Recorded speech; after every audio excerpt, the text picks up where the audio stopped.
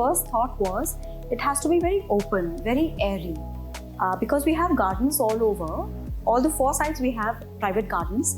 So I really wanted this to be very airy and have a lot of moving space. I always had very specific design elements and design sensibilities that needed to be extended into this space of living. She delivered whatever I had dreamt of. Whenever I wanted her, she was there, visiting the site, giving us time. And I always knew that Garima would understand me and would take my ideas forward. I wanted the concept of Myra to extend into my house. That's the reason why we had Garima also on board, because I knew she would understand this concept of mine. For a perfect home, what is most important is a lot of natural light. I've always said that even before, and some nice bright paintings that should ornate your walls. And apart from that, a personal touch from the client. So the whole house should be a mirror of the person's personality living in there. And I think one of the best houses that I have actually seen is Anju and Samarth's house. I think it is just so immaculately beautiful.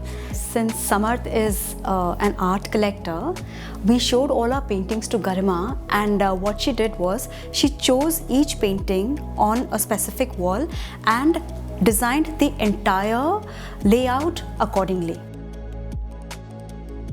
There's so much of natural light, such beautiful paintings that are being collected by Samarth, and they've put in so much hard work together. Anju traveled all the way to Ahmedabad to get her pillars, and the art collection that Samarth has, I think, is something I really envy.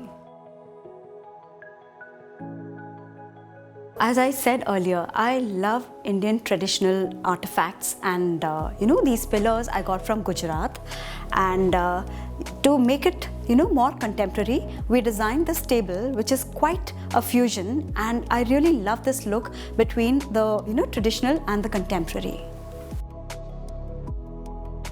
Another example of the fusion that we've done in our house is this Banaras Ghat ka abstract painting with a traditional antique idol here.